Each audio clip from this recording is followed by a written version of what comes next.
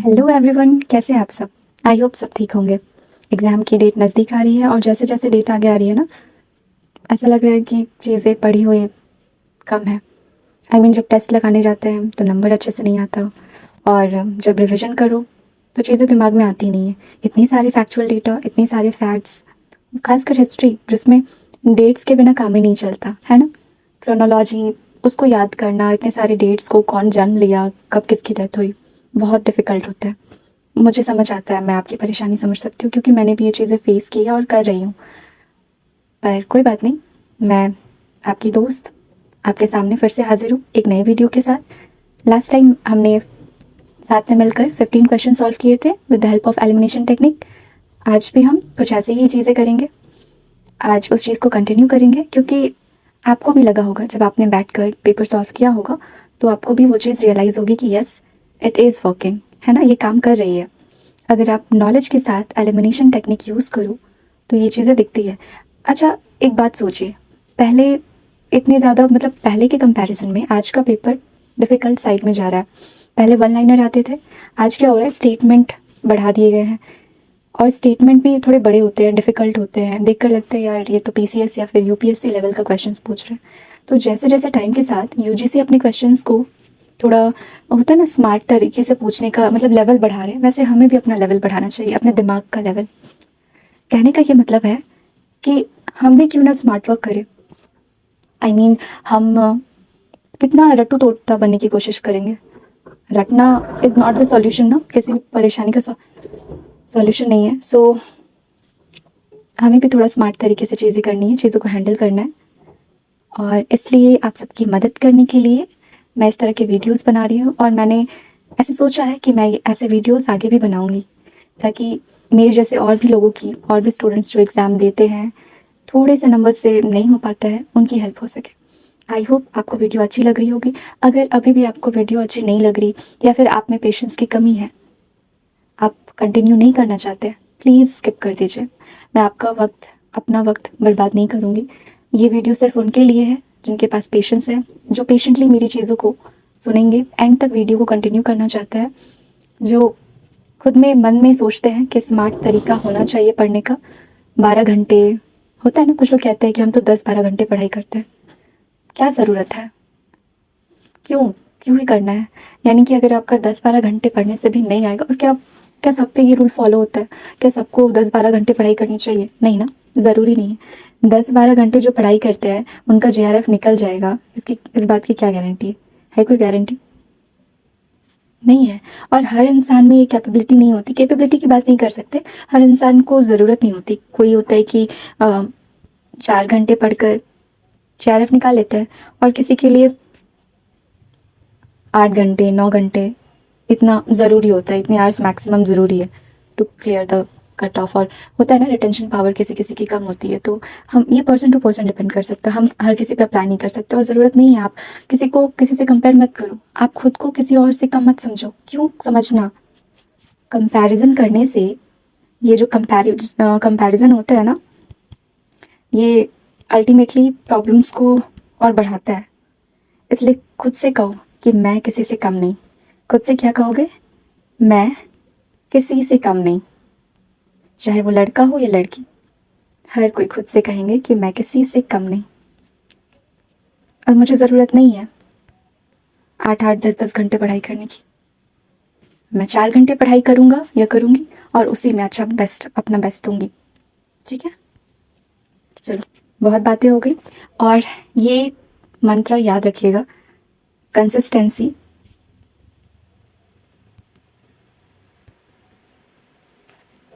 ये की है आपके एग्ज़ाम की। कंसिस्टेंसी ज़रूरी है। अगर कंसिस्टेंट रहोगे, डेडिकेटली पढ़ाई करोगे, तो ये एग्ज़ाम निकालना कोई बड़ी बात नहीं है। इसके अलावा इस वीडियो को, आई एम सॉरी, इस वीडियो को पेशेंटली देखिएगा। I request you all, please. Already मैंने 5 मिनट ले लिया है, इतना कुछ कह दिया है, तो मैं आप सबसे रिक्वेस्ट करती हूँ, एंड तक अगर आप में पेशेंट है, आप धैर्यपूर्वक बैठ सकते हैं। आधे घंटे मुझे दे सकते हैं, अपना आधा घंटा कीमती वक्त मैं मांग रही हूँ। और बिलीव मी, ये वक्त आपका बर्बाद नहीं होगा। अगर आप इसे देखते हैं तो आपको कुछ ना कुछ फ़ायदा तो ज़रूर होगा। मैं ये नहीं कह रही कि पूरी वीडियो बहुत बहुत अच्छी। मैं तारीफ़ बटोरने नहीं आई हूँ यहाँ, मैं बस आपकी मदद करने के लिए आई हूँ, दैट्स ऑल। क्योंकि मैं भी उस चीज़ से, उस फ़ेज़ से गुज़र रही थी एंड बहुत सारी चीज़ें मैंने एनालाइज़ की, तो फिर सोचा कि क्यों ना मैं इस तरह के वीडियो लेकर आऊँ कि और सारे स्टूडेंट्स भी इस चीज़ को देखकर, होता है ना जब हम किसी इंसान के 10 साल के एक्सपीरियंस से बना हुआ एक बुक पढ़ते हैं, तो जो बुक रीडर है, उसके पास वो 10 साल का एक्सपीरियंस कुछ ही घंटों या कुछ दिनों में आ जाता है। तो बस मैं अपने एक्सपीरियंस को आपके साथ शेयर करना चाहती हूँ। आई होप अगर कोई फर्स्ट टाइम यूजीसी नेट का एग्ज़ाम देने वाला है या सेकंड टाइम, अगर उसे लगता है कि ये कुछ नया है, तो प्लीज़ उसे शेयर कीजिए अपने उन दोस्तों के साथ जिनको ज़रूरत है। और खुद से कहिए कि मैं किसी से कम नहीं। खुद को किसी से कंपेयर करने का मौका मत दीजिए। अगर कोई आपको कंपेयर कर रहा है किसी और के साथ, उस तरह के इंसानों से दूर रहिए, क्योंकि कंपैरिजन एक तो अपने अंदर नेगेटिविटी पैदा करता है। ये जो नेगेटिव वर्ड है ना, ये सिर्फ वर्ड नहीं है, बहुत बड़ा इम्पैक्ट डालता है। तो ऐसे लोगों से दूर रहिए। ओके, चलिए अब वीडियो को स्टार्ट करते बिना किसी देरी के। बहुत वक्त ले लिया है, लेट्स स्टार्ट द वीडियो। सो हम अपने पहले क्वेश्चन के साथ चलते हैं। पहला क्वेश्चन, मैंने लास्ट क्लास में 15 क्वेश्चंस कराए थे आपको, और आज हम 16 क्वेश्चन से शुरू करेंगे। ओके, आई होप सबको क्लियरली दिखाई दे रहा होगा, वीडियो क्लियर होगी। अगर कोई परेशानी होती है किसी भी तरह की, छोटी से छोटी बात आप मुझसे कमेंट में कह सकते हैं। मैं कमेंट को सीरियसली पढ़ूंगी, हर एक के कमेंट का रिप्लाई करूंगी। ओके, तो अगर कोई परेशानी होती है वीडियो से रिलेटेड, उसकी क्वालिटी, या फिर आपके मन में कोई बात आती है जिसे आप शेयर करना चाहते हैं, तो प्लीज़ वेलकम है, आप कर सकते हैं। चलिए स्टार्ट करते हैं। So this is our question number 16। Okay,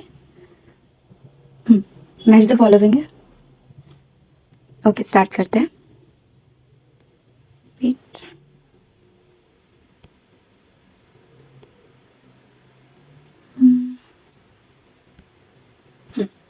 start करते हैं। सॉरी, काफ़ी वक्त ले लिया मैंने, पर मैं वीडियो को जल्दी ख़त्म कर दूंगी। बट इसका मतलब ये नहीं कि जल्दबाजी में ख़त्म करूंगी, मैं आपको अच्छे से समझाऊंगी, अच्छे से चीज़ें बताऊंगी, ताकि वो जल्दी जल्दी में वो क्वालिटी से कॉम्प्रोमाइज़ नहीं करना चाहिए, है ना। सो फर्स्ट क्वेश्चन है, एक साइड स्कॉलर है, दूसरी साइड स्टेटमेंट है। स्कॉलर ने कौन सा स्टेटमेंट दिया है, इस बात पर है। पहला है Percival Spear, second is Douglas Streusand, third है Stephen Blake, and fourth is John Richard. Okay, ये 4 स्कॉलर है, उनके स्टेटमेंट है। वन बाय वन पढ़ते हैं। Mansabdari system was a political compromise, fine. दूसरा कह रहा है define Mughal empire as a patrimonial bureaucratic empire. Okay, patrimonial से रिलेटेड है। Describe mansabdars as elite within elite. Okay, mansabdari emulated the terminology of Islamic corporate military system. ठीक है, ये 4 है। अब देखिए, आंसर तो मुझे ऑलरेडी पहले से पता है, सबको पता होंगे, हर किसी को पता होगा। पर आंसर पता होने के बाद अगर कोई एलिमिनेशन टेक्निक लगा रहा है और फिर सबको सॉल्व करके दिखा रहा है कि ये मेरे आंसर सारे के सारे सही हुए, तो उसका कोई फ़ायदा नहीं है, है ना। आंसर तो सबको पता है, उसके बाद एलिमिनेशन टेक्निक के वीडियो बनाना कोई बड़ी बात नहीं है। मैं ये वीडियो इसलिए बना रही हूँ क्योंकि उस कंडीशन में, जून की गर्मी में, टाइम के प्रेशर के साथ एक कैंडिडेट, एक स्टूडेंट जो होता है, वो किस तरह से चीज़ों को फेस करता है। टाइम कम होता है, चीज़ें, फैक्चुअल डेटा, इतने सारे क्वेश्चंस को करना, 150 क्वेश्चंस को सॉल्व करना, समझ रहे हो ना आप। 150 क्वेश्चन 3 आवर्स में, कभी कभी ये भी कम पड़ जाता है। कुछ स्टूडेंट्स की कह रही हूँ, कुछ तो बहुत अच्छे होते हैं, कुछ की मतलब बहुत से ऐसे स्टूडेंट होते हैं जिनके लिए प्रॉब्लम वाली बात बन जाती है। तो प्लीज़ ऐसे ये मत सोचिएगा कि ये किस तरह का एलिमिनेशन टेक्निक है, यहाँ तो ये खुद ही सोच रही है कि क्या होगा आंसर। मैं इस बात को ध्यान में रखकर वीडियो बना रही हूँ कि मैंने जो एग्ज़ाम दिया था उस समय मैं किस कंडीशन से गुजर रही थी, और मेरे जैसा हर स्टूडेंट किस तरह से कंडीशन, उस प्रेशर में, उस गर्मी में, सब कुछ सोचते हुए क्वेश्चन को सॉल्व करता है ना। तो मैं अपना एक्सपीरियंस शेयर कर रही हूँ कि मैंने किस तरह से क्वेश्चंस को हैंडल किया था, और सारे स्टूडेंट्स क्या सोच सकते हैं, कैसे लॉजिकली चीज़ों को सोच कर आंसर तक पहुँच सकते हैं। ठीक है, तो इस चीज़ पर ये वीडियो है। सो ये 4 क्वेश्चन है, एंड इसके सच बोलूँ तो मुझे आइडिया नहीं था सिवाय एक के, ये स्टीफन ब्लैक है। इनका मैंने पीवाईक्यू में पढ़ा था, पैट्रिमोनियल ब्यूरोक्रेटिक एम्पायर से रिलेटेड था, तो इसका आंसर मुझे आइडिया था कि ये सी होगा। और यहाँ ऑप्शन भी देखोगे तो कोई एक तक अगर आप पहुँच जाते हो तो आंसर तक पहुँच सकते हैं, यहाँ पे बेसिकली है भी। तो देखिए, अगर सी का क्या है, हाँ सी का 2 है, सी का 2, सी का 1, C3, C4, C2, तो यहाँ पे सी है। ओके, तो ये रहा हमारा answer. This is our answer. और आंसर जो ऑफिशियल आंसर की आई थी ना, उसमें 16 का, वेट मैंने कुछ गड़बड़ किया क्या, आई होप मैंने कोई गड़बड़ नहीं की हो। सी का क्वेश्चन सी है ना? हाँ, स्टीफन ब्लैक के पैट्रिमोनियल ब्यूरोक्रेटिक एम्पायर, सी का 2 आंसर तो यही होना चाहिए। एक मिनट रुकिएगा। हाँ ठीक है, सी का 2 होगा और यही आंसर है। मतलब जो हमारा आंसर है वो डी है, आंसर डी है। और ऑफिशियल आंसर की में भी डी आंसर था, ठीक है। सो आप देख सकते हो PYQ की हेल्प से अगर हम PYQ सॉल्व करते हैं तो इस तरह के हार्ड टफ क्वेश्चन भी सॉल्व हो जाते हैं। आप एक बार PYQ लगाओ और फिर देखो, खुद से प्रैक्टिस करके देखो। मैं जब बताती हूँ उसके बाद खुद से जाओ, देखो और प्रैक्टिस करो, आपको नजर आएगा। तो ये मैंने PYQ की वजह से सॉल्व कर पाई ये क्वेश्चन, वरना अगर नहीं होता तो फिर शायद मैं भी नहीं कर पाती, मैं भी रॉन्ग करके आती। Okay, next question. Question number 17। Arrange the following activities of the European commercial enterprise in chronological order. यहाँ क्रोनोलॉजी में सेट करना है। ओके, सो क्रोनोलॉजिकल ऑर्डर बताना है। The English established a factory eight Masulipatnam. Masulipatnam में फैक्ट्री एस्टैब्लिश हुई, ठीक है। First English factory at Surat. Okay, the English factory started at Hooghly. Dutch open a factory eight Pulicat. और लास्ट है the Dutch established a factory at Surat. So एक trick है, PDF। P means Portuguese, D Dutch, F से French.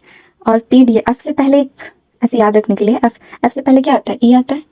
तो आप याद रखना, सबसे पहले कौन है? पोर्तुगीज है, देन डच, देन फ्रेंच, और फ्रेंच से पहले कौन है? इंग्लिश। क्यों? क्योंकि F से पहले क्या, कौन सा लेटर आता है? E। तो मुझे पता है डच पहले आए, तो डच पहले आए, उस हिसाब से मैं डच वाले आंसर पे जाऊंगी पहले। यानी मैं ढूंढूंगी डी किस में है सबसे पहले। डी एक यहाँ दिख रहा है और तो कहीं नहीं है, तो डी से शुरू करेंगे। अब डी के बाद क्या दिख रहा है? ए क्या है? English established a factory eight Masulipatnam. हाँ, तो था ऐसा, मैंने पढ़ा भी है, तो मुझे उससे क्लिक हुआ कि इंग्लिश आए थे। देन उसके बाद बी से है first English factory at Surat, I think 1613 में था, है ना? मुझे एक बार कंफर्म करके बताइएगा, पर मुझे जहाँ तक याद है ये 1613 ही था, ठीक है। तो उसके बाद फिर क्या था? फिर उसके बाद ऑप्शन में है E, the Dutch establish a factory at Surat. Okay, English ने फैक्ट्री एस्टैब्लिश की, उसके बाद सूरत में डच ने एस्टैब्लिश की, फाइन। और लास्टली है C, the English factory started at Hooghly. मैंने आंसर मार्क सेकेंड को किया था, और जब मैंने चेक किया तो इसका आंसर बी ही था। सो 17 का आंसर बी है। ऑफिशियल आंसर की में भी ऐसे ही था। तो देख रहे हो, क्रोनोलॉजी वाले में कहानी याद रखो। ये नहीं ज़रूरी है कि आपको सबके डेट याद हो। मुझे इसमें सबके डेट नहीं, बस एक दो को छोड़कर किसी का डेट याद नहीं था। हाँ, मुझे ये पता था कि डच पहले आए हैं फिर इंग्लिश आया है, तो इस वजह से ये क्वेश्चन मैं सॉल्व कर पाई। तो ऐसे भी चीज़ें होती हैं, कहानी याद रखना ज़रूरी है। History is not about only the date, कैसे आप मेमोराइज करते हो डेट को, बल्कि ये उससे ज़्यादा स्टोरी से रिलेटेड है। आई एम सॉरी, टंग बहुत स्लिप कर रहा है, पर ये जो चीज़ है, मैं यही कहना चाहती हूँ कि आप हिस्ट्री को हिस्ट्री की तरह देखिए, डेट से जोड़कर मत देखिए। हाँ, कभी कभी बहुत ज़रूरी हो जाता है, कुछ तो इम्पॉर्टेंट डेट्स होते हैं ना जिसका याद रखना ज़रूरी है, तो बस वही। Okay, next, which of the following Yojana is not considered a महायज्ञ। अब इसको मैंने कैसे सॉल्व किया था? महायज्ञ क्या है?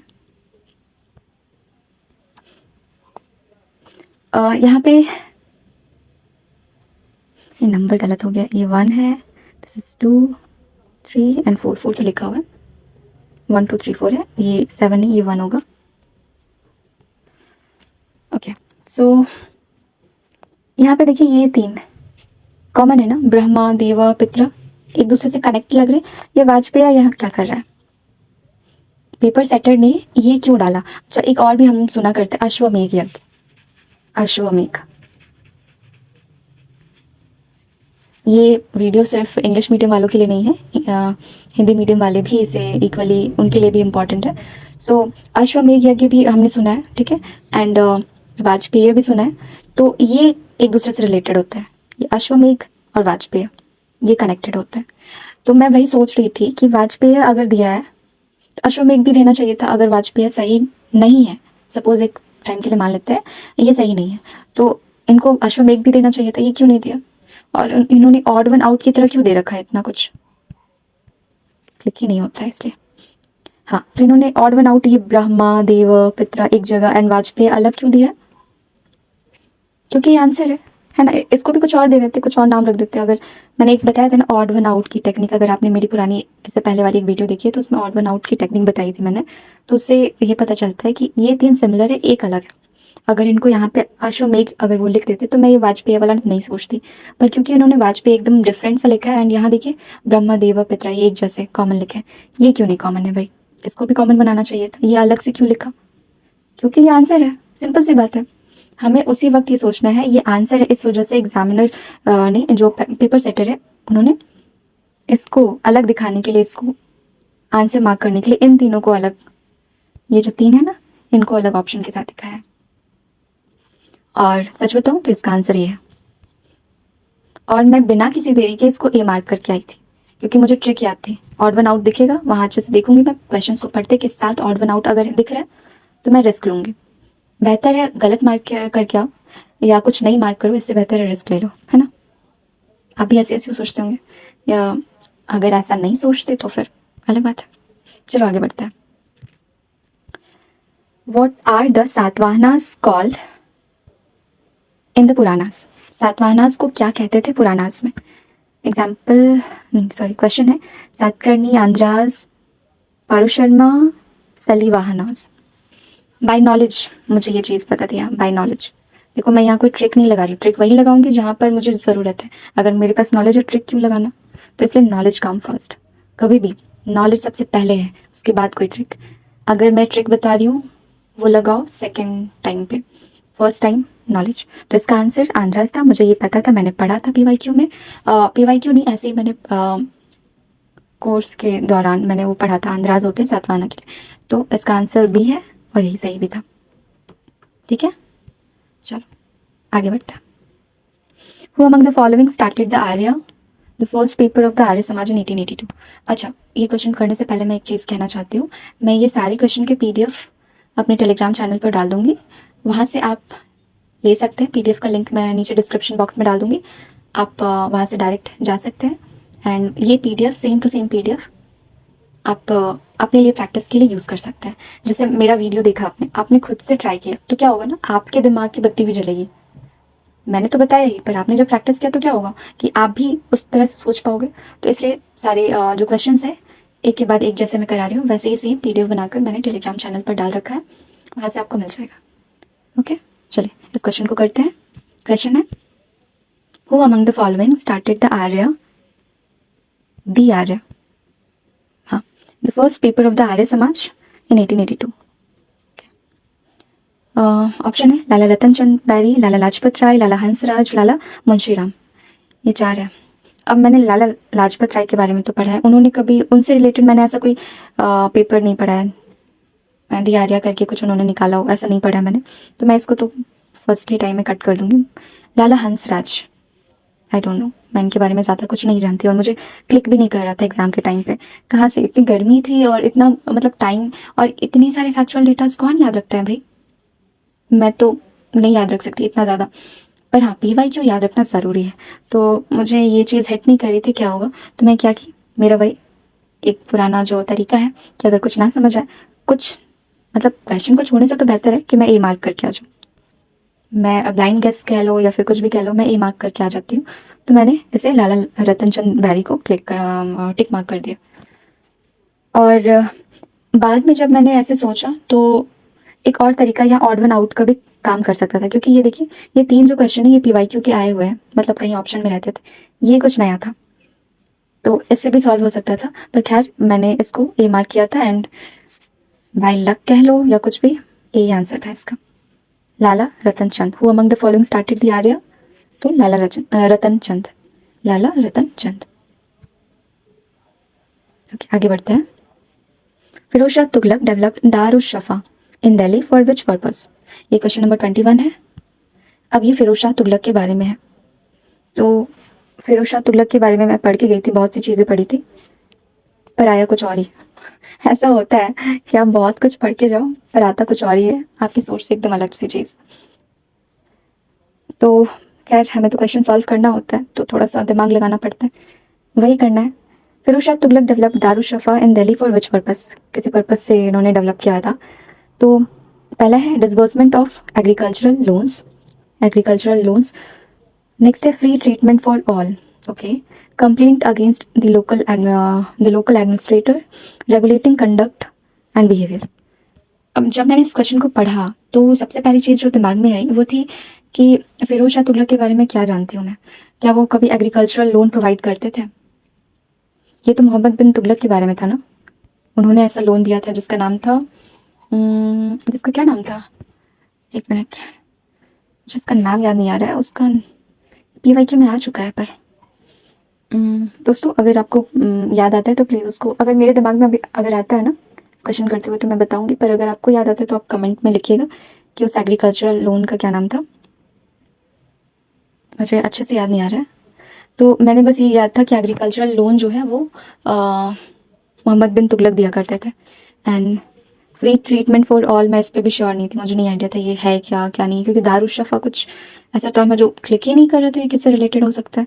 तो फिर बचता है complaint against the local administrator. इसमें मैंने थोड़ा रुक कर सोचा क्या ये क्वेश्चन, क्या फिरोज शाह तुगलक ने कंप्लेंट लोकल एडमिनिस्ट्रेशन से रिलेटेड इसको सॉल्व करने के लिए दारुशफ़ा को, वो भी दिल्ली में, ये नहीं कह रहा कि पूरे ऑल ओवर इंडिया में, मतलब उनकी जो टेरिटरी जहाँ तक थी वहाँ तक नहीं, बल्कि लोकल एडमिनिस्ट्रेशन दिल्ली तक की केवल बात की गई। तो लोकल एडमिनिस्ट्रेशन कंप्लेंट इतना इंपॉर्टेंट नहीं लगा कि इस चीज़ को दिखाने के लिए पेपर सेटर ने ये क्वेश्चन वो लेकर आए हो, ये क्वेश्चन इंट्रोड्यूस किया होगा, मुझे ये इतना भी इम्पोर्टेंट नहीं लगा था सच में। तो फिर मैं आगे बढ़ी and regulating conduct and behaviour regulating conduct, ठीक है, बट उतना भी कुछ खास नहीं है। तो मैं इसको लेकर श्योर थी ये नहीं होगा, इसको लेकर भी श्योर थी ये नहीं होगा। दो चीज़ें जो परेशान कर रही थी ये थी, मुझे जल्दी से सोचना था और एक को टिक करना था। तो फ्री ट्रीटमेंट फॉर ऑल और रेगुलेटिंग कंडक्ट एंड बिहेवियर, दो में फंसी थी। ये बिहेवियर ट्रीटमेंट फॉर ऑल एक दूसरे को सपोर्ट करता हुआ नजर आ रहा था। तो ऐसा होता है ना 50-50 पे जब हम फंसते हैं तो कोई एक 50% चांस वाली चीज़ जो होती है 50-50 वाली, तो कोई एक चूज़ करना होता है। तो हमेशा क्या करो ना, फर्स्ट वाले को चूज़ क्या करो।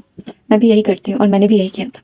जब ऐसे फंसती हूँ ना तो फर्स्ट वाला जो होता है, यानी ये 1 हो गया इस हिसाब से, ये 2 हो गया, फर्स्ट वाला मोस्ट ऑफ द केसेस में सही होते हैं, जैसे ए ऑप्शन सही होता है ना उसी तरह से।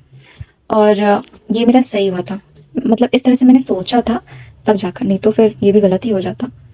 और ये सपोर्ट भी कर रहे हैं, आप खुद ही पढ़ो ना, यहाँ पे बिहेवियर सबके लिए फ्री ट्रीटमेंट फॉर ऑल, तो एक सोचा कि दिल्ली में चलो एक जगह पे सबके लिए ट्रीटमेंट फॉर ऑल यानी पॉसिबल है, तो फिर उसको जाकर मैंने मार्क किया सेकंड वाले को। तो इस वजह से ये मेरा लॉजिक काम किया था, आप भी ऐसे सोचा करो।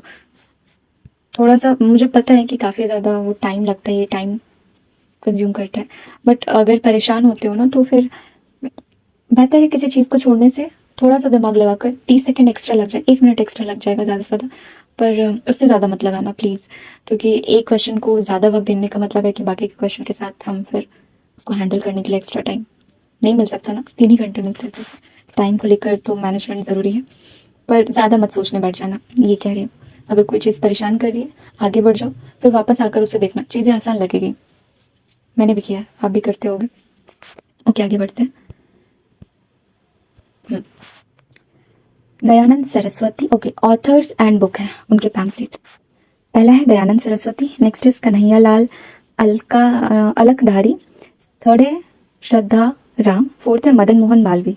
ठीक है चलो, एक तो नाम है, 2 नाम है जिनको मैं जानती हूँ थोड़ा बहुत, देखती हूँ उनके बुक्स एंड ऑथर्स में कितना कुछ मुझे पता है। हिंदू धर्मोपदेशा, ओके, गौ करुणानिधि, चिराग हकीकत, धर्म रक्षा। क्वेश्चन पढ़ते के साथ लग रहा था यार इजी क्वेश्चन क्यों नहीं डालते ये लोग, मतलब थोड़ा सा इतना टफ डालने की क्या ज़रूरत है। पर खैर फिर भी एक चीज़ जो मुझे पता थी वो थी मदन मोहन मालवीय का होगा 1, हिंदू धर्मोपदेशा, ये मुझे बाय नॉलेज पता थी, तो मैंने डी का मार्क किया 1-1, यहाँ है यहाँ तो है ही नहीं, इसे कट कर दिया, इसे कट कर दिया। अब मुझे इन 2 ऑप्शंस पर ध्यान देना था, तो इसमें क्या कॉमन है, डी का 1 है, बाकी सब तो अलग ही है। तो दयानंद सरस्वती, दयानंद सरस्वती, पता है इसका मैंने धर्म रक्षा के साथ कनेक्ट कर दिया था। दयानंद सरस्वती को इसे हटा देती हूँ, देखने में परेशानी हो सकती है। तो दयानंद सरस्वती को मैंने यहाँ पे कनेक्ट कर दिया था धर्म रक्षा के साथ। फिर तो उस चक्कर में मैंने ये सेकंड को आंसर मार्क किया था, और हकीकत में ये नहीं होगा, आपका आंसर जो है वो ए होता। मैंने ऐसे किया था गड़बड़, आपको अगर आइडिया हो तो आप ऐसा मत करना। तो ये क्वेश्चन मेरा गलत हो गया था, मैंने बी मार्क कर दिया था बट की होता ए। तो आंसर ए है, आंसर आपका ए है। ए का 2 होगा दयानंद सरस्वती, करुणानिधि, कन्हैया लाल अलकधारी। बी का 3 होगा चिरागे हकीकत, एंड सी का 4 श्रद्धा राम धर्मरक्षा, मदन मोहन मालवीय हिंदू धर्मोपदेशा। आप चाहो तो मैं बुक्स एंड ऑथर्स के वीडियोस लेकर आ सकती हूँ, जिसमें मैं एसोसिएट करके सारे बुक्स एंड ऑथर्स जो भी जितने भी पीवाईक्यू में आए हैं वो एसोसिएट करके लिंक बैठाकर, कुछ थोड़ा होता है ना अच्छे से वो हो जाए, देखते ही याद आ जाए, उस तरीके का ट्रिक के थ्रू वीडियो ला सकती हूँ। अगर आप कमेंट करोगे तो मैं ऐसा कर सकती हूँ। ओके, तो इसका आंसर था ये, मेरा गलत हो गया था, मैंने बी मार्क कर दिया था, बट आप इसको ध्यान रखना कि इसका सही आंसर ए है। 23 क्वेश्चन की तरफ बढ़ते हैं। Which of the statements are correct about Shivaji's administration? Shivaji के एडमिनिस्ट्रेशन से रिलेटेड है। ओके, पढ़ के गई थी, थोड़ा ये था, कॉन्फिडेंस था कि आ जाएगा, कर लूंगी जैसे भी क्वेश्चन आए। पहला ऑप्शन है Shivaji preferred giving cash salaries rather than revenue free grants. Rather than comparison वाला होता है ना, तो थोड़ा मैं रुक जाती हूँ कि वो वाला होता है ना कि चेंज भी कर सकते हैं, यानी उल्टा भी हो सकता है, तो इसलिए मैं स्विच करने के चांसेस ज़्यादा होते हैं जहाँ पे कंपैरिजन वाला होता है, तो मैंने इसे होल्ड पर रखा। ओके, आगे बढ़ती हूँ। सेकेंड है ही prohibited illegal एक्सेक्शंस of the Mirasdar. तो इन्होंने किसी इलीगल चीज़ को प्रोहिबिट किया था, रोका था, तो ये मुझे सही लगा, ठीक है इन्होंने किया भी होगा, इलीगल चीज़ को प्रोहिबिट कर रहे हैं ना, लीगल को तो थोड़ी कर रहे हैं, तो मुझे ये पढ़ के थोड़ा सही लगा, पॉजिटिव लगा। आगे बढ़ते हैं। नेक्स्ट ऑप्शन है Shivaji wanted to reform the existing system rather than create a new one. Again यहाँ पे रेदर देन है, तो मैं थोड़ा रुकी और सोची कि हो सकता है स्विच कर दिया, पर फिर अभी मैं होल्ड पर रखूँगी, इसे आगे नहीं बढ़ूंगी, मैंने इसे होल्ड पर रखा था। डी है chauth was 1/10 of the land revenue. C 1/10 देखा, चौथ देखा, मैंने इसे कट कर दिया। रीजन इसकी चौथ वर्ड यानी फोर्थ, जैसा यहाँ 1/10 कैसे लिख दिया इन्होंने, उल्टा नहीं लगा, और मैंने ये पढ़ा भी था, आप सबने भी पढ़ा होगा, ये बहुत बेसिक है, सबको पता होता है, तो ये मैंने कट कर दिया। नेक्स्ट है sardeshmukhi was 1/4 which was levied from the Maratha chiefs. अब देखिए यहाँ 1/4 है, तो इन्होंने क्या किया है, स्टेटमेंट को ऊपर नीचे कर दिया है, यानी चौथ का 1/4 होता और सरदेशमुखी का 1/10 होता, तो इस वजह से ये क्वेश्चन करना आसान हो गया। अब मैंने इसे देखा कि ई कहाँ पर है, कट किया, इसे भी कट किया, एंड डी भी गलत था, इसे भी कट किया, आ गई मैं ए बी सी के ऊपर, और यही आंसर भी था। ये क्वेश्चन काफ़ी इजी था, बहुत अच्छे से हो गया, एंड इसका आंसर ये था। सबका ही आई थिंक इसका जिस किसी ने भी दिया होगा, मोस्ट ऑफ द कैंडिडेट्स का ये सही होगा, क्योंकि चौथ और सरदेशमुखी बहुत लोग, ये बेसिक चीज़ है, सबको पता होता है, तो इससे एलिमिनेट करना आसान था। खैर ये इजी था काफ़ी, थोड़ा सा एलिमिनेशन, थोड़ा सा लॉजिक और guess work, and then answer तक पहुंच सकते हैं। नेक्स्ट क्वेश्चन है, अरेंज करना अगेन क्रोनोलॉजिकल ऑर्डर में। फर्स्ट है conquest of Sindh, annexation of Awadh, second Anglo Burmese war, second Anglo Sikh war, annexation of Coorg. ये 5 गिवन है, ठीक है, मुझे अरेंज करना है।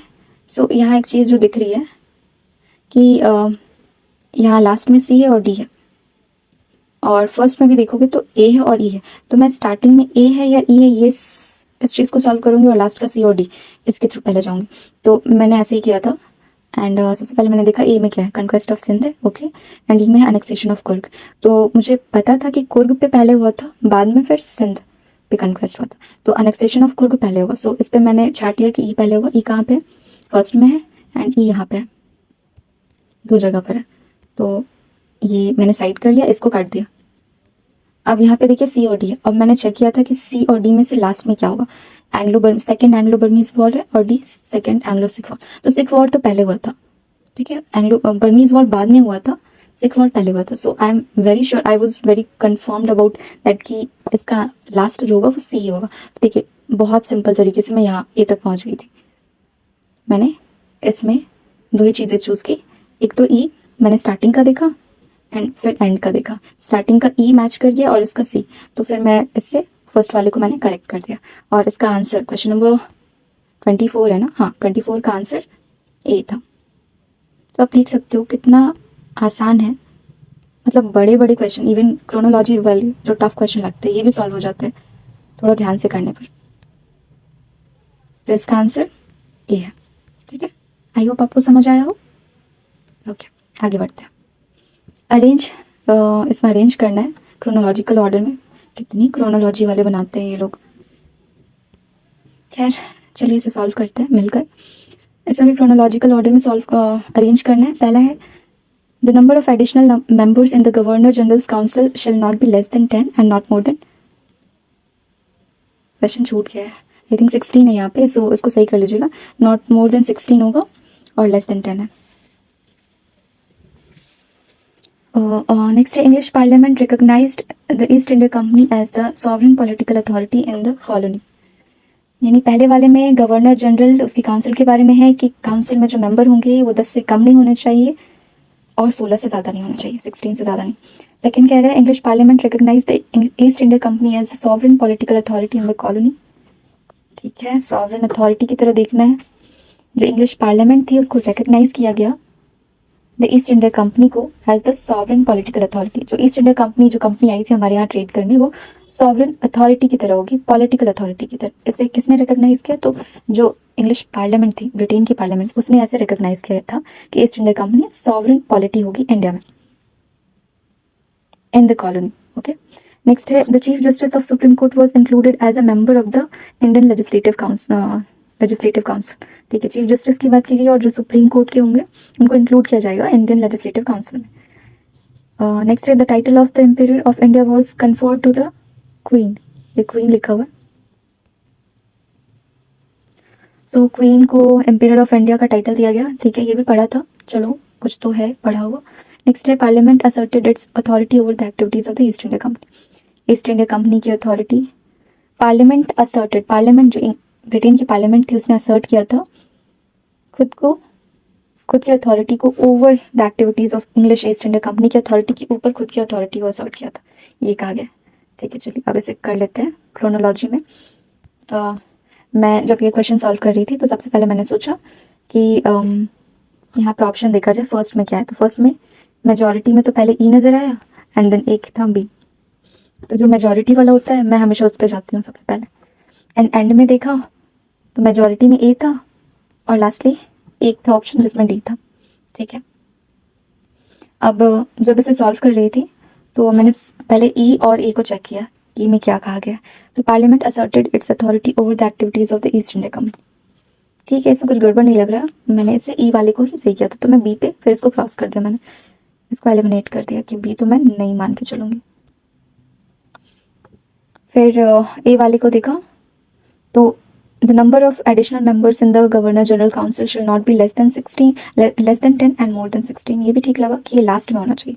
और डी को जब देख रही थी कि इम्पीरियल टाइटल, ये तो बीच में हुआ था ना, कहीं 1857 58 के दौरान ये चीज़ हुई थी। तो मैंने इसको मैं 50-50 पे आ गई इसको कट करने के बाद। तो जब मैं 50-50 पे आई तो मैंने सोचा कि चलो थोड़ा रिस्क लेते हैं। ठीक है, जो होगा देखा जाएगा, रिस्क लेकर देखते हैं। मैंने रिस्क लिया एंड जब मैं पढ़ रही थी तो ई और बी देखिए यहाँ कॉमन है, ई बी कॉमन है। उसके बाद यहाँ डी और सी में चेंजेस हुए, तो डी को पढ़ा the title of empire of India was conferred on the queen. And C है chief justice of the supreme court was included as a member of the Indian legislative council. तो मैंने ऐसे C को mark कर दिया था, chief justice of supreme court was included. तो chief justice of supreme court include हुए थे 1774-73 वाला टाइम पीरियड था ना जब सुप्रीम कोर्ट आया था इंडिया में। तो मैंने उस चीज़ को ध्यान में रखकर इसको पहले मार्क किया एंड फिर उसके बाद डी को एम्पायर क्वीन, क्योंकि वो 1857-58 वाला टाइम पीरियड जो मुझे याद आ रहा था। तो मैंने पहले सी को किया फिर डी को किया, तो ये इस वजह से मैंने डी मार्क किया एंड ये आंसर हुआ भी था। तो एक चीज़ जो मेरी लॉजिक यहाँ पे काम की कि मेजॉरिटी वाले ऑप्शन की तरफ मैं गई। हाँ, इस पर ये मैं नहीं कहूँगी कि कोई एक ऐसा नहीं होगा जहाँ पे ये वाला जो ट्रिक है वो फेल कर जाए। एक दो होंगे जहाँ ये ट्रिक नहीं लगेगी, पर इसका मतलब ये नहीं है कि एक दो की वजह से हम इस ट्रिक को बिल्कुल भी यूज़ ना करें, ये बेवकूफ़ी होगी। तो मैं रिस्क लेने पे थोड़ा रिस्क लेना मुझे ठीक लगता है। इससे बेहतर कि हम 3-4 क्वेश्चन में गलती कर दें, इससे बेहतर हम रिस्क लेकर आगे बढ़े, है ना। तो मैंने वही से चूज़ किया था कि मैं रिस्क लेती हूँ एंड देन उसको सॉल्व करना, मैंने ऐसे सॉल्व किया था एंड इसका आंसर डी था। ये आपका क्वेश्चन नंबर 25 है और क्वेश्चन नंबर 25 का आंसर डी था। देखिए, आप प्लीज़ ऐसा कुछ मत सोचिएगा कि मुझे सारे आंसर पता है तो मैं उस हिसाब से एलिमिनेशन टेक्निक बना रही हूँ, बिल्कुल नहीं। मैं अपना एक्सपीरियंस, मैं जिस तरह से पेपर सॉल्व कर रही थी उस चीज़ को यहाँ शेयर करने के लिए आई हूँ। क्योंकि अगर मुझे ऐसे वीडियो बनाने होते तो मैं इतना लंबा टाइम लेकर नहीं, शॉर्ट में बनाकर वो मैं आगे चली जाती, ज़रूरत नहीं थी फिर। ये मेरा खुद का एक्सपीरियंस रहा है। आप भी ऐसा सोचते होगे कि एलिमिनेशन टेक्निक होती है पर रिस्क लेने से घबराते हैं। पता है ज़्यादातर लोग यही करते हैं, पता होता है कि एलिमिनेशन से कर सकते हैं पर फिर भी ना ज़रूरत से ज़्यादा दिमाग लगाते हैं। मैंने भी किया है और भी लोग करते हैं। हम बहुत ज़्यादा घुस जाते हैं उस क्वेश्चन में, उसकी वजह से और सारे क्वेश्चंस को नज़रअंदाज करते हैं, सारा टाइम यहीं पे चला जाता है और होता क्या है एट द एंड वो क्वेश्चन भी गलत हो जाता है। तो बहुत ज़्यादा इमोशनल होकर जुड़ना नहीं है क्वेश्चन से, बस क्वेश्चन को क्वेश्चन की तरह ही देखना है। मैं भी वही करती हूँ और आपसे भी वही करने के लिए कहूँगी। मेरी एडवाइस यही है कि आप प्लीज़ बहुत ज़्यादा क्वेश्चन के साथ इमोशनली अटैच मत हुइए।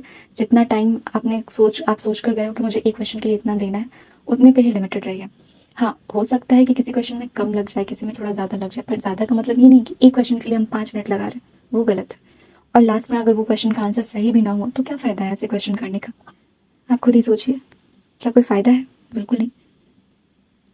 तो हम ऐसी गलती नहीं करेंगे, इग्नोर करेंगे, ऐसी गलतियों को बहुत ही कम, एकदम मिनिमम रेयर वाला रखेंगे। क्या कहते हैं, है ना? चलो ठीक है, अब इसी बात पे आगे बढ़ते हैं।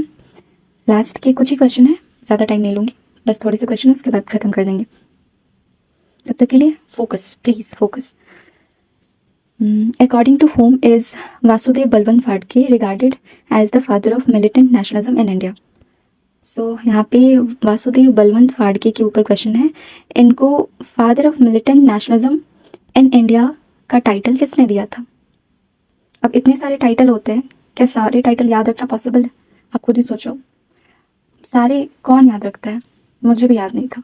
मैंने ऑप्शन को देखा एंड ऑप्शन को देखकर लगा कि संजीव सान्याल मिलिट्री से शायद रिलेटेड होंगे। तो और एक जो मैं करती हूँ ना कि कुछ नहीं आता तो फिर ब्लाइंड गेस, जानते हो। पर फिर भी ऑप्शन पहले पढ़ते हैं। संजीव सान्याल, आरसी मजुमदार, विंसेंट चिरॉल, मनमथ नाथ गुप्ता। तो मैं 2 ऑप्शन को लेकर थोड़ा सा थी कि मुझे अगर नहीं आएगा तो मैं ए पे जाऊँगी, पर मैं इसको भी देख रही थी थोड़ा, मनमथ नाथ गुप्ता। ये भी हो सकता है क्या? क्योंकि ऐसा नाम मैंने पहले नहीं सुना था, तो ऑड वन आउट वाला सोच रही थी कि शायद ये भी हो सकता है। फिर मैंने सोचा कि विंसेंट चिरॉल कौन सा नहीं होगा, ये भी तो हो सकता है ऑड वन आउट में, कहने को तो ये भी हो सकता है। तो मेरा 2 तरफ ध्यान था, एक तो मैंने सोचा संजीव सान्याल और दूसरा मनमथ नाथ गुप्ता, पर यू नो व्हाट, दोनों में से कोई भी नहीं था। आंसर है second, B is the answer, RC Majumdar. So Vasudev Balwant Phadke ने father of militant nationalism in India का जो टाइटल है, टाइटल नहीं कहेंगे, आई एम सॉरी, मैं टाइटल कह रही हूँ बार बार, तो उन्होंने ऐसे उनको, हाँ, एक उपाधि की तरह कह सकते हैं। तो ऐसा उन्होंने किसके लिए कहा था? आरसी मजुमदार के लिए कहा था। So RC Majumdar is the correct answer. ठीक है, याद रहेगा, प्लीज़ इसे याद कर लीजिए, या आगे कभी भी या तो मैच ऑफ द फॉलोइंग में दे देगा या फिर स्टेटमेंट में दे देगा। तो प्लीज़ अगर ये याद रहेगा तो आप एलिमिनेशन में इसकी मदद से पहुंच सकते हो। एलिमिनेशन टेक्निक काम करती है, विश्वास रखो। ओके, आगे बढ़ते हैं। Question number 27। So who among the following started the weekly Sadharm प्रचारक?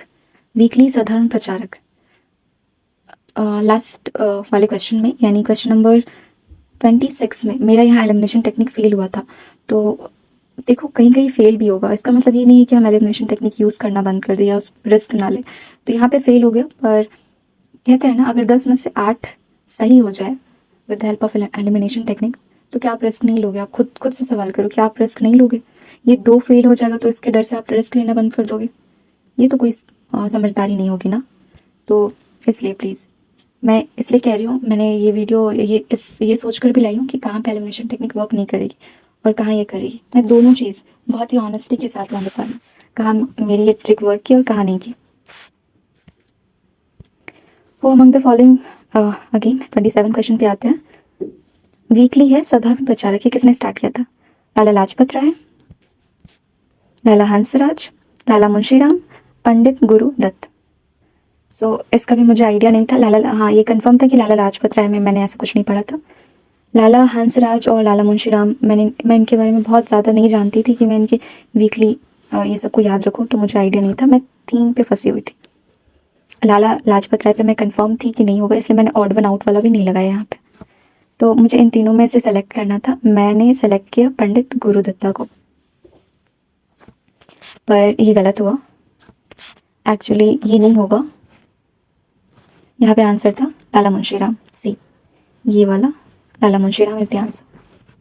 सो होता है, कई बार होता है कि हम नहीं सोच पाते हैं। अब हमें हिस्ट्री में 200 मार्क्स तो लाने नहीं है ना, कुछ तो गलत भी होंगे। तो यही समझ लीजिए कि कहीं कहीं नॉलेज, यहाँ देखिए मेरे पास यहाँ नॉलेज नहीं थी, मैं या तो गेस वर्क लगा सकती थी। तो मैंने लाला लाजपत, नहीं सॉरी, मैंने ये इसे मार्क किया था क्योंकि लाला लाजपत राय पे तो मैं कंफर्म थी कि वो नहीं होगा, तो मैंने इसको मार्क किया था। पर आंसर होगा लाला मुंशीराम। ठीक है, ए पे मैं नहीं जाती। अगर मुझे कुछ नहीं, अगर ए लगता तो मैं ए पे चली जाती, जैसे मैं हमेशा करती हूँ ब्लाइंड गेसिंग के लिए, कुछ नहीं इससे बेहतर कुछ, something is better than nothing. पर यहाँ पे मैं डी पर गई क्योंकि मुझे ये धर्म, धर्म से जुड़ा लगा, और धर्म पंडित गुरु दत्ता, तो इसलिए वो कनेक्ट थोड़ा लग रहा था, इसलिए मैंने डी को किया। पर यहाँ पे आंसर सी है, लाला मुंशीराम। ठीक है, आई होप क्लियर है। आगे बढ़ते हैं। ये हमारा क्वेश्चन नंबर 27 था, जिसका आंसर था सी। इसका आंसर था आरसी मजूमदार। 26 का बी। ओके, 28 पर आते हैं।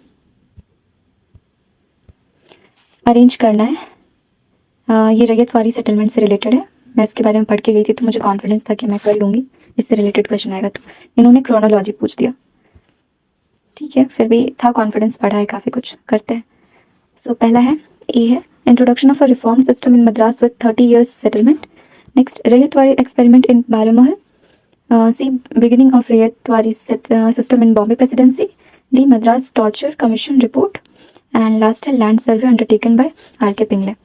अब जब मैं ऑप्शन को देख रही थी तो B C B C B C, देखिए यहाँ पे कॉमन क्या बी सी है, सब में बी सी है, तो ये तो कंफर्म है कि बी सी पहले होगा। तो बी सी, बी में क्या है, रैयतवाड़ी एक्सपेरिमेंट इन बारामहल, यानी इन्होंने कुछ एक्सपेरिमेंट किया पहले। ठीक है, इसके बाद क्या है, beginning of Ryotwari system in Bombay, तो बॉम्बे में इन्होंने स्टार्ट कर दी, बिगिनिंग किया। अब इसके बाद मैंने सोचा कि ऐसा क्या है जो कॉमन है, यानी बी सी के बाद क्या होना चाहिए, यहाँ पे डी है, यहाँ ई है, यहाँ ई है, यानी थर्ड वाले में या तो ई है या डी है, तो दोनों में से कोई एक होगा, दोनों नहीं होंगे। तो डी और ई को चेक किया। मद्रास टॉर्चर कमीशन रिपोर्ट की बात की, तो रिपोर्ट तो, और ई में देखो land survey undertaken by R K Pingle, तो मैंने सोचा कि पहले तो लैंड सर्वे होगा, फिर उस पर जो रिपोर्ट बनेगी वो प्रेजेंट की जाएगी। तो लैंड सर्वे पहले होगा, फिर रिपोर्ट आएगी, तो फिर लैंड सर्वे यानी ई पहले होगा, तो ई कहाँ पे है, दो जगहों पर है ई। ठीक है, तो बाकी को कट करो, बाकी ध्यान ही नहीं देना। हाँ, B C E B C, और रुको, मैं काफ़ी ज़्यादा फैला रखा है मैंने रायता, उसको थोड़ा समेट लेती हूँ। हाँ, तो मुझे बी सी ई और बी सी ई इस पर कन्फर्म था। अब मुझे चेक करना था, हाँ, कि रिपोर्ट उसके बाद आई, डी बाद में आया होगा, तो डी यहाँ है। उसके लास्ट में क्या है, 30 years के लिए सेटलमेंट, तो पहले लैंड सर्वे हुआ, फिर रिपोर्ट आई, और फिर 30 years का सर्वे, तो इस वजह से ये लास्ट में है, सेकेंड आंसर मार्क किया। एंड इस तरह से सोचने की वजह से, इसको सोचने में मुझे ज़्यादा टाइम नहीं लगा, क्यों, क्योंकि यहाँ पे देखिए पहले से इन्होंने दे रखा है, बी सी वाला कन्फ्यूजन क्लियर कर दिया। एंड यहाँ पे लास्ट में भी देखिए ए मेजॉरिटी में है, यहाँ ए दो जगह पर है, डी और ई है, तो इसको भी चेक करना आसान था। और फिर थोड़ा सा दिमाग लगाया कि पहले लैंड सर्वे होगा, फिर रिपोर्ट आई होगी, तो इस वजह से मैंने इसका आंसर बी किया। एंड ये इसका आंसर बी ही था ऑफिशियल आंसर की में भी, तो ये सही रहा। ठीक है, चलिए सेकेंड लास्ट क्वेश्चन है, पुंसावना स्नातक सीमांतोनयना और सामावर्तना। ओके, कुछ ये हम पढ़े हैं, हमने पढ़ाई की है इसको, वो ये हमेशा रिपीट करते हैं, ये पीवाईक्यू का थीम है। सो प्लीज़ पीवाईक्यू पे जो थीम होता है ना उसको किया कीजिए, पीवाईक्यू के थीम्स पर ही अगर आप उसी करोगे तो बहुत सारे सवाल सॉल्व हो जाते हैं। तो ये पीवाईक्यू से रिलेटेड था। इसमें भी आपको ट्रिक दिखाई देगा, बताती हूँ कैसे। से यहाँ ए का 2 है, ए का 3 है, ए का 1 है, ए का 4 है। पुंसावना मुझे पता था, सीमांतोनयन मुझे अच्छे से, मतलब इन दोनों में थोड़ा कंफ्यूजन था कि क्या होगा क्या नहीं होगा। ओके, पहले ऑप्शन को पढ़ लेते हैं अच्छे से। A ceremony to ensure the safety of the child in the womb. One has a ceremony to procure. One has a, ये क्वेश्चन सही से नहीं आया है। आई थिंक ये वन हैज़ अ, ये अच्छे से आया नहीं है, प्रिंट नहीं हुआ है, तो यहाँ पे शायद बात, वन हैज़ बात, ये बात से रिलेटेड था, बी ए, राइट, सो बात से रिलेटेड है। तो यहाँ पे कंप्लीट नहीं हुआ, मैं यहाँ लिख दे रही हूँ। तो ये वाला जो सेकंड ऑप्शन बात से रिलेटेड है। नेक्स्ट है a ceremony to procure male child and last है a special homecoming ceremony. So यहाँ पे ऑप्शन को अगर ध्यान से देखिएगा, D4 D4 D4, सो डी का तो 4 होगा, मैं श्योर थी डी का 4 होगा। सो अगर डी का 4 है that means a special homecoming ceremony, तो मैं इसको हटा देती हूँ, ये मेरे काम का नहीं है। अगर D4 है, नेक्स्ट सब में अलग है, अगर मैं कोई एक कर लूँ तो सबका आंसर आ जाएगा। तो पुम सावना स्नातक का मुझे लगा था कि ये, मैं थोड़ा सा कंफ्यूज थी कि पुम सावना का मेल चाइल्ड वाला होगा या फिर होम सेफ्टी, चाइल्ड की सेफ्टी के बारे में होगा, तो मैं कंफ्यूज थी। ठीक है, आप प्लीज़ ऐसे कर लेना, आप कंफ्यूज मत रहना, मैंने जो गलती की है प्लीज़ आप मत करना। तो स्नातका का मैं श्योर थी कि बी का 2 होगा। सो बी का 2 यहाँ पे देखो 2 जगह दे रखा है और ज़्यादा कन्फ्यूजन के लिए। तो ये वाला मेरे काम का नहीं रहा क्योंकि मैं 2 पर आ गई हूँ, 50-50 पर मैं आ गई हूँ। अब यहाँ से तो या तो मेरा आंसर सही होगा या गलत होगा। तो मैंने ऐसे किया था कि पुम सावना मेल चाइल्ड कर दिया था, नहीं मैंने उस समय क्या वो चाइल्ड सेफ्टी कर दिया था। एंड मैंने क्या किया था ना, इसको ए का 3 होता यानी पुम सावना मेल चाइल्ड होता, मैंने इसको गलती से फर्स्ट ही कर दिया था। वो होता है ना हड़बड़ाहट में हम जल्दी जल्दी, वो बहुत सारे क्वेश्चन होते हैं, तो मैंने ये ए का 1 कर दिया, बी का 2, सी का 3 और डी का 4 कर दिया। पर आंसर ये नहीं है, आंसर ये होता पुमसावना होता क्या है, ये मेल चाइल्ड के लिए कि लड़का पैदा हो उस चीज़ के लिए होता है पुमसावना। एंड सीमांतु नयन जहाँ पे हम बच्चे की सेफ्टी के लिए सेरेमनी करते हैं, तो ये होता आंसर इसका बी है। मैंने सी किया था, वो मेरी गलती थी, प्लीज़ आप ऐसा कुछ मत करना। आंसर इसका बी है। ठीक है, और एक चीज़ जो होती है ना, जब हम 2 पे फंसते 50-50 पे, तो फर्स्ट वाला आंसर ज़्यादातर केसेस में सही होता है। तो मेरी ये चीज़ भी याद रखना। ठीक है, बाकी knowledge come first, please knowledge पे ध्यान देना, नॉलेज पहले। ओके, सो इसका आंसर बी है। आगे बढ़ते हैं, लास्ट क्वेश्चन पे आते हैं। Who among the following authors wrote the book titled foreign notice of South India. ठीक है, यहाँ पे foreign notice of South India पे बुक लिखी गई है जिसका टाइटल है foreign notice of South India. इसके ऑथर पूछा है कौन है, TV Mahalingam, KN Shastri, R Caldwell और के पिल्लाई। यहाँ पे 4 ऑप्शन है। मुझे पिल्लाई जी के बारे में, काल्डवेल जी के बारे में नहीं आइडिया। मैं ये दोनों पे थी कि अगर मुझे कुछ नहीं आएगा तो मैं ए मार्क करूँगी। पर KN शास्त्री के बारे में मैंने मतलब इनका जिक्र सुना है, इनके बारे में थोड़ा बहुत जानती हूँ। काफ़ी फेमस इंसान है, काफ़ी अच्छी पर्सनालिटी है, तो राइटर है, तो इनके बारे में थोड़ा पता था। तो मुझे हिंट आ रहा था कि एक तो ये नोन है और ये देखो तीनों अननोन है, यानी ऑड वन आउट की तरह मैं देख रही थी इसे कि इन तीनों को कभी ना पढ़ा, ना जाना, ना समझा, और एक है जो जिनको मैं जानती हूँ, तो मुझे ऑड वन आउट की तरह फील हुआ, ये लगा। पर इसके बावजूद भी मैं क्या मार्क करके आई हूँ, ए, जो मेरी गलती है, मुझे ये नहीं करना चाहिए था।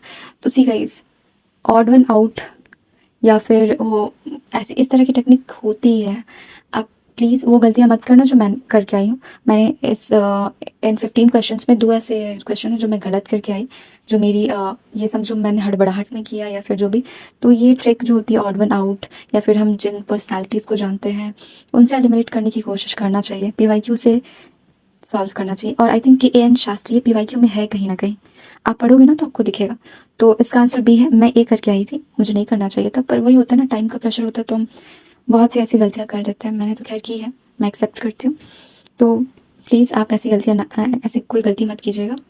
लास्टली मैं यही कहना चाहती हूँ कि PYQ जितना हो सके उतना प्रैक्टिस कीजिए, क्योंकि PYQ हमें, हमारे पास इतना कुछ है पढ़ने के लिए, पर PYQ क्या है, एक होता है ना बड़े से समुद्र में वो कीमती मोती की तरह होता है। अगर PYQ पढ़ेंगे तो हमें आइडिया लगता है कि इस टॉपिक से इतना पूछा है पहले और इतना पूछ सकते हैं, मतलब हमें एक लिमिट, एक बाउंड्री पता चल जाती है कि इस बाउंड्री के अंदर चीज़ें आती हैं और इस तरह के सवाल आते हैं। तो PYQ हमें बहुत कुछ सिखाते हैं। PYQ प्रैक्टिस करना, वो भी लास्ट 5 ईयर्स के, कम से कम लास्ट 5 ईयर्स के। देखिए अभी ज़्यादा नहीं, 14 से 15 दिन है हमारे पास, 14-15 दिनों में काफ़ी होता है।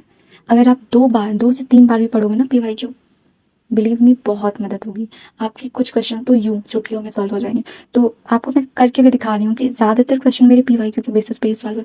मुझे ज़्यादा नॉलेज का आइडिया नहीं था, मतलब था, मैं ये नहीं कह रही हूँ कि मैं बहुत ज़्यादा नॉलेज के बेसिस पे की हूँ, पर मैंने दोनों का कॉम्बिनेशन यूज़ किया, नॉलेज प्लस एलिमिनेशन टेक्निक।